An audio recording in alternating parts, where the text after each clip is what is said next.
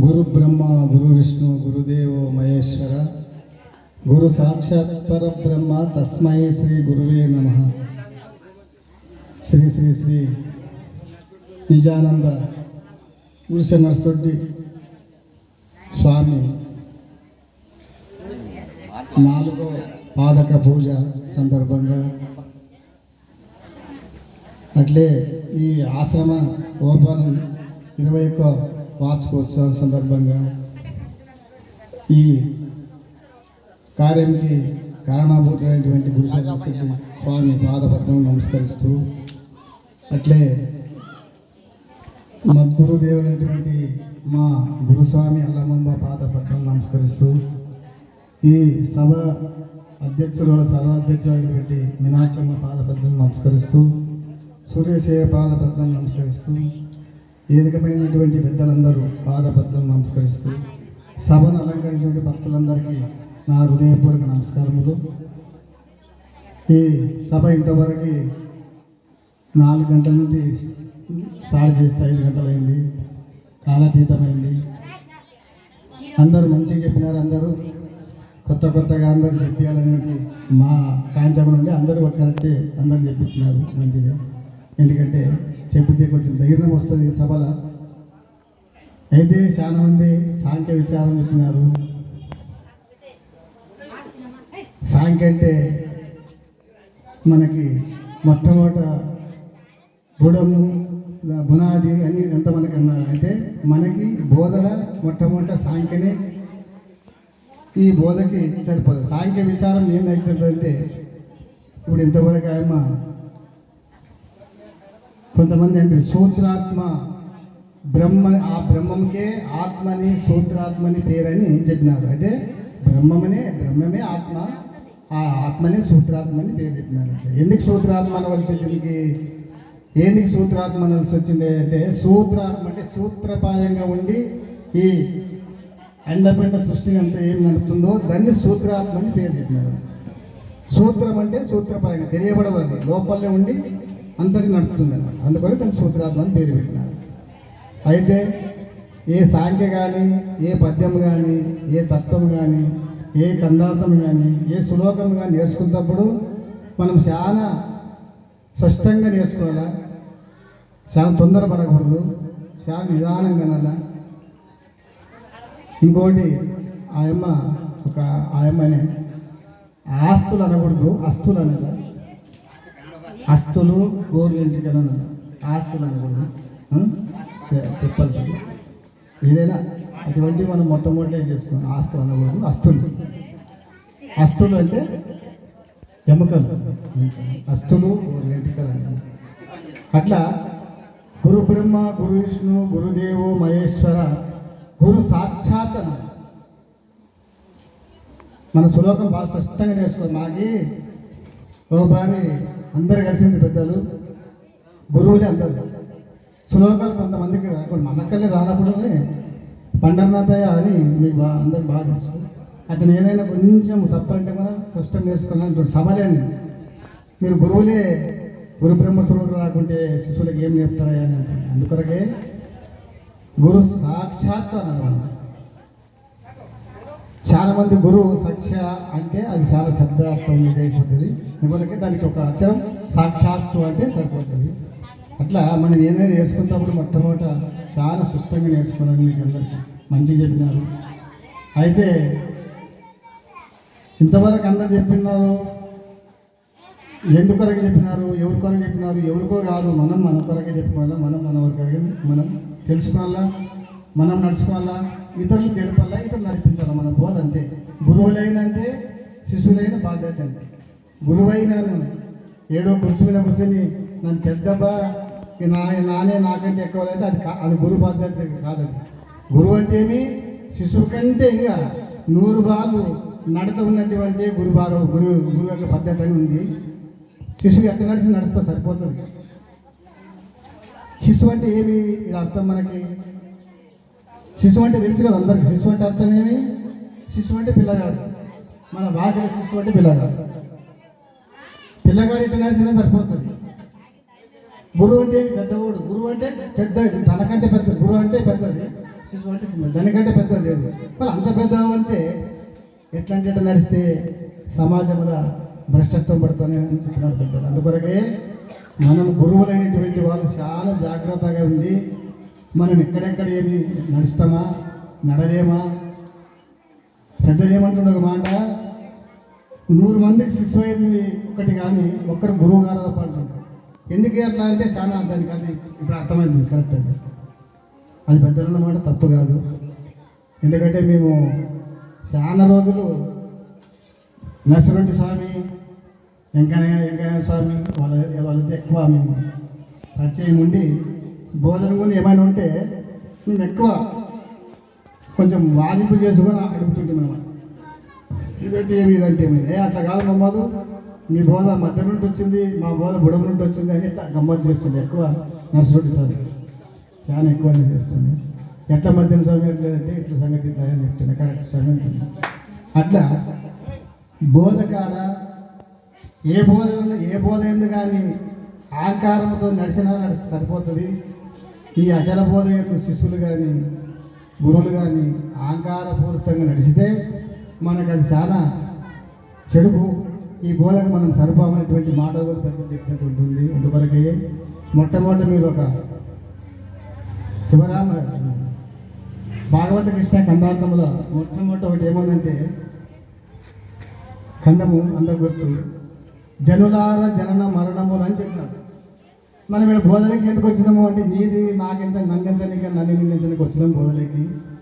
ఎన్నో జన్మల నుండి మనకు పట్టినటువంటి పిశాచి అనేది ఉంది ఒకటి. ఆ పిశాచి ఇంత జన్మలను ఎత్తి ఇంత పాడు చేస్తుంది మనల్ని అని ఈ జనన మరణ భ్రాంతి తొలగాలంటే ఎటువంటి బోధకు సరిపడదు. కేవలం ఒక అచల బోధనే పోతుంది ఈ జనన మరణ భ్రాంతి అని. అంతా ఎన్నో ఏదో శాస్త్రం పురాణాలన్నీ ఎతికి చూస్తే అప్పుడు ఈ తేలినటువంటి ఈ సారాంశం ఇది. మనకి ఏదం తెలియదు, శాస్త్రం తెలియదు, పురాణం తెలియదు. సరే ఏది తెలియకుండా ఒక గురువాక్కు గురుమంత్రం తెలిసిందంటే అన్ని తెలిసినట్టునే ఉంది. అందుకొరకే మనం ఏం తెలుసుకున్నా ఏం చేసినా అహంకార రహితంగా నడుచుకోవాలి. అహంకార రహితం అంటే ఏమి, మనకేముంది, ఏదైనా ఎవరైనా చెప్తే నాకేమో ఆ మంచి కంటే మనం తక్కువనా, ఈ మంచి అతి వంటి మన పరం. గురువిన గులామ ఆగవతార కానీ కన్నడ చెప్పినాడు. గురువు గులామ అంటే ఏమి, గురువు దాసుడు, గురు సేవకుడు, గురు కింకరుడు, గురు భక్తుడు అని దానికి.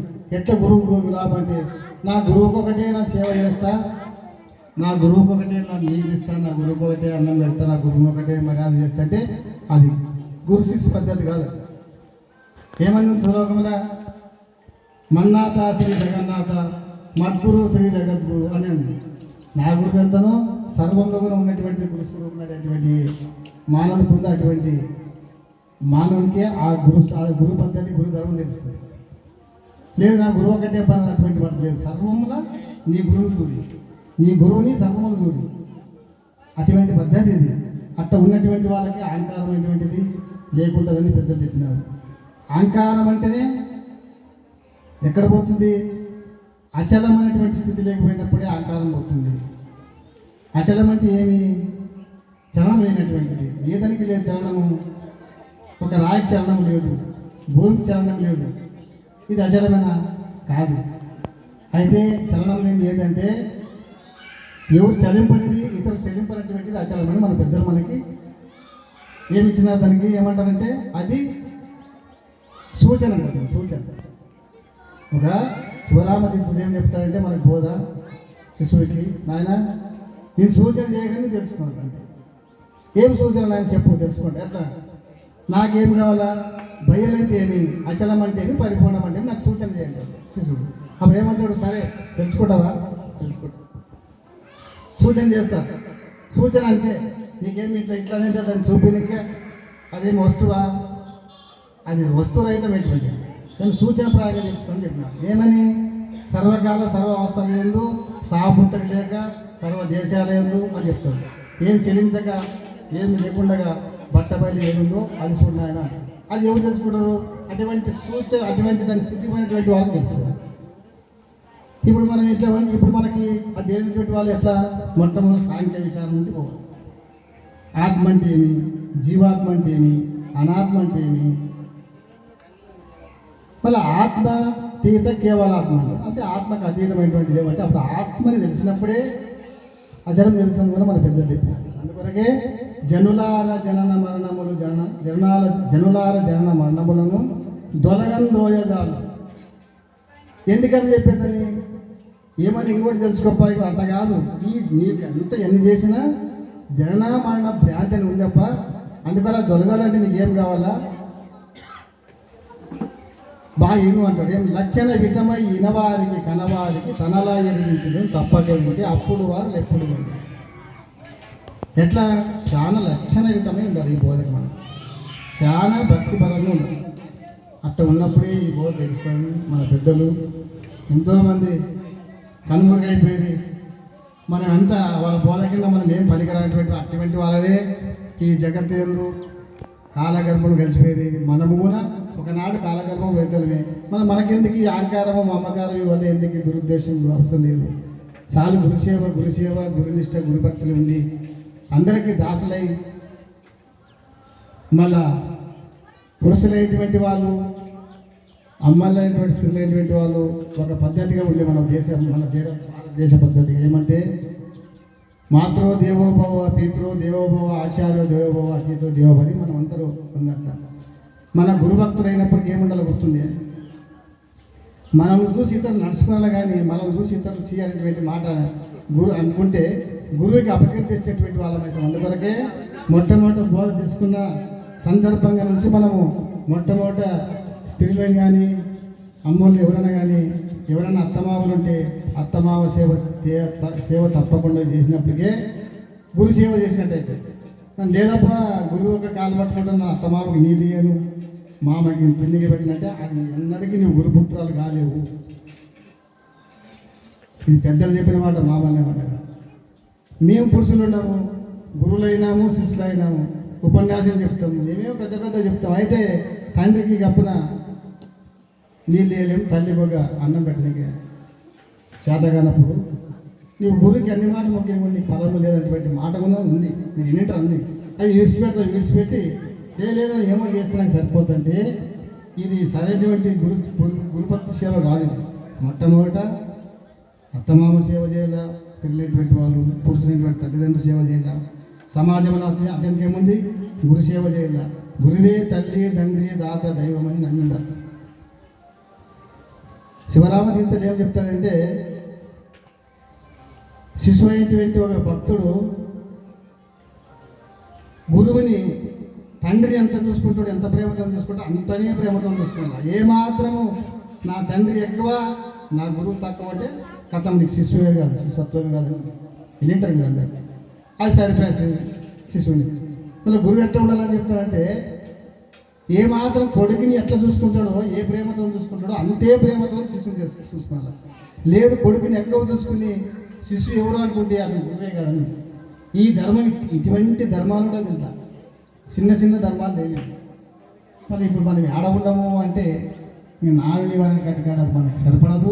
ఆ నాలుని అనేటువంటి మనకు ఒకటే కాదు, ఆ నాన్న నుంచి ఇగయ్యమ్మ నుంచి మా పెద్దలకు కూడా ఉంది. అయితే వాళ్ళు పెద్దలు వాళ్ళు దాన్ని ఎట్లో తప్పించుకుని మనతో కాదు, దాని వెనక పోకూడదు. చాలా ఇది ఉండి మనమందరం కలిసికట్టుగా గురుసేవ అంటే మాకు పత్రికలు అవసరం లేదు, ఏం అవసరం లేదు. మాకు ఏ పని లేకుంటే ఫోన్ చేసి కూడా వస్తాము.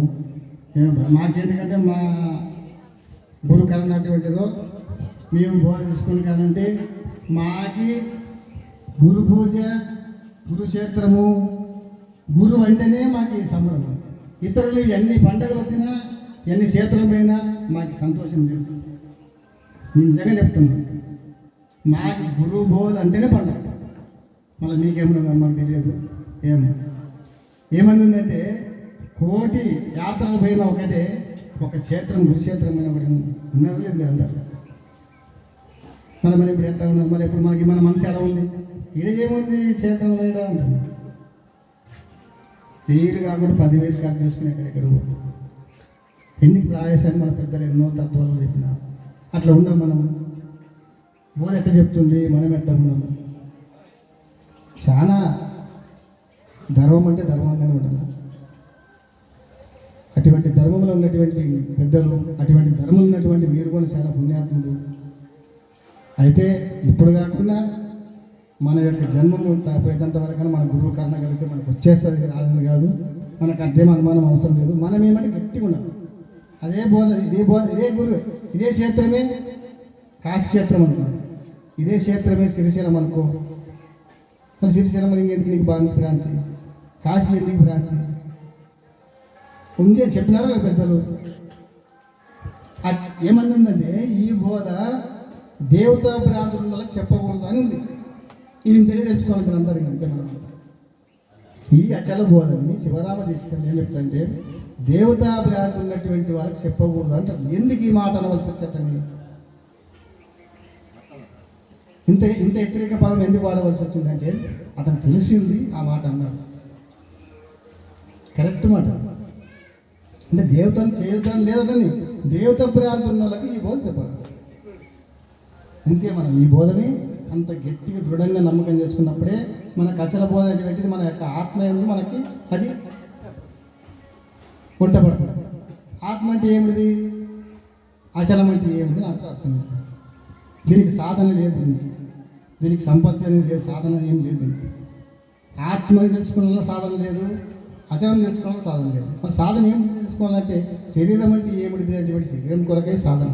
ఈ సాధన సంపత్తి అనేటువంటి ఊన మనకి స్థూలంగా 4 సాధనలు, సూక్ష్మంగా 4 సాధనలు. అందుకొరకే సాధన సంపత్తి అనే దాంట్లో కూడా నిత్య వస్తువు, ఏమూర్తార్థ ఫలభో విరాగము, శమధమాది శక్తి సంపత్తి, ముముస్తత్వం వంటి సూక్ష్మ ఇవి సూర్యం. ఇవి సాధన సంపత్తులు మనం ఎప్పుడు బాగా అర్థం చేసుకున్నాం. ఇవేం చదువు అవసరం లేదు, చదువు అవసరం లేదు కదా. నిత్యం అంటే ఏమి, నిత్యం అంటే ఏమి, అనిత్యం అంటే ఏమి? శాస్త్ర పురాణముల నిత్యం అంటే ఆత్మ, అనిత్యం అంటే శరీరం అని అంటారు. ఏమి ఆత్మబోధ. మన అచల బోధ సిద్ధాంతం ఉన్న పెద్దలు ఏమన్నారు? నిత్యం అంటే పరిపూర్ణము, అనిత్యం అంటే ఎరకనే ప్రపంచం ఎరకదని అని ఇట్లా మనకి పెద్దలు బోధించినారు.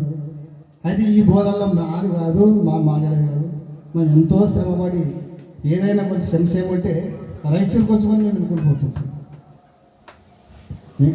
మాకంత బోధ వా గురువు లేదే, ఈ గురువు లేదే, వాళ్ళ శిష్యులు లేదే, ఈ శిష్యులు లేదు. మేమందరూ చాలా సమర్థ భావంతో పెద్దలతో బాగా ఎక్కువ వెంకరగా ఉంటుంది. నరసింహుడి స్వామితో బాగా ఈ బోధన బాగా మేము విమర్శించుకున్నాము. ఏమో వాళ్ళ యొక్క పుణ్యం, మా యొక్క పుణ్యము వాళ్ళు మాకు బాగా కలిసి ఏడకన్నా మేము హైదరాబాద్ మట్టంలో కలిసిపోతుంటాం. ఆరాధన ఏమంటే వాళ్ళు కాయసినక్కడ మాకు అనిపించింది ఈ ఏరియాలో మళ్ళీ ఇటువంటి వాళ్ళు జ్ఞానులు పుట్టరా అటువంటి వాళ్ళు అంటే కానీ పుట్టవచ్చు అంటే మనం చూస్తామా లేదా అటువంటి వాళ్ళు అటువంటి మాకు అట్లా అనిపించింది. ఎందుకంటే ఇప్పుడు ఎంతమంది ప్రపంచం నుండి ఏమి వేస్తే ఇప్పుడు మనకంతా ఎట్లా ఉందంటే గురువు అంటే ఏమిటిది అనేటువంటి మాట మనం చాలా మంది సులభంగా చాలా ఇది చేసుకుంటున్నాం. గురువు అంటే గురువు అనేటువంటిది మనకి ఈ ప్రపంచం మీద ఎటువంటిదంటే ఈ ప్రపంచం అంటే గుడ్డిది. గురువు అంటే ఏం గుర్తుండే వెళ్తున్నట్టు వెళ్తున్నటువంటి వారి గురువు అంటే అట్లా మనకి ఎన్ని తెలియవు, ఏం తెలియదు. సంసారం ఎట్లా చేసుకుని తెలియదు, తల్లిని ఎట్లా మాట్లాడని తెలియదు, పిల్లని ఎట్లా మాట్లాడి తెలియదు, ఇతరులు ఎట్లా మాట్లాడి తెలియదు. మనకి ఈ అట్లా పరిస్థితి ఉంది సార్ ఇప్పుడు ఈ ప్రపంచంలో. అటువంటిదని పారమార్థం అంటే ఏమి, ప్రపంచం అంటే ఏమి, నీవంటే ఏమి, శరీరం అంటే ఏమి తెలిసినటువంటి గురుడు మళ్ళీ అటువంటి గురువుని నీవు దైవం అంటే తక్కువనే, ఏమంటే తక్కువని కూడా అన్నారు. ఇవల్ల ఇట్లా ఈ వేటికంటే పెద్దలు మేము కూడా అప్పుడు తెలియనప్పుడు ఏమనుకుంటుంటే ఏదో ఇంతే గురుబోధ అంటే ఇంతేనా అంతే అనుకుంటున్నాను. ఆమె మస్తు ఇట్లా అందుకొరకే ఇప్పుడు అర్థమైంది. పెద్దలు ఏమో చెప్తారు కదా, పెద్దల పైన అక్కడ మనకి అంత ఇది అర్థమంట, పెద్దల పైన అక్కడ మనకి ఇదైతే వాళ్ళు ఉన్నింటి ఇంకా బాగుండేది అనేటువంటి మాట అనిపిస్తుంది. సరే ఇప్పుడు ఉన్నటువంటి వాళ్ళు పెద్దలే వాళ్ళని వీళ్ళు తక్కువ కాదని వాళ్ళు ఎక్కువ అని మాట అనుకున్నకూడదు. సంశయం అనుకున్నా వాళ్ళు చెప్పినదే వీళ్ళు చెప్తారు. అందుకొరకే మనము గురునిష్ట చెడకుండగా, మన త్రికరణ శుద్ధికి దెబ్బ తగలకుండగా, మనం ఎట్లా త్రికరణ శుద్ధి దెబ్బ కూడా ఏం చేయాలా? ఈ ఊర్లో కానీ, ఈ ఇంటి పక్కల కానీ, చేను పక్కల కానీ, ఆడైనా కానీ ఎటువంటి దాంట్లో కానీ ఫలాని మీనాక్షమ్మ శిష్యుడు అమ్మ ఆయమ్మ లెక్కల ఎవరు లేరు అని అనిపించుకుంటే నడుచుకోవాలి. కానీ మనం ఆయమ్మ లెక్కల ఆయమ్మ ఎవరు ఫలాని శిశువు అంటే ఆయమ్మ ఎట్లా బోధించున్నట్లేదు అటువంటి అనిపించుకుంటే ఆ రోజే మనకి లవరవాది నరకం ఉందనేటువంటి మాట చెప్తున్నాను. అందుకొరకు మీరు చాలా గురుభక్తితో ఉండాలి అందరికీ. మళ్ళొక బారి, ఎందుకంటే మీరొక్కరే కాదు, మేము కూడా అట్టనే నడుచుకున్నాం.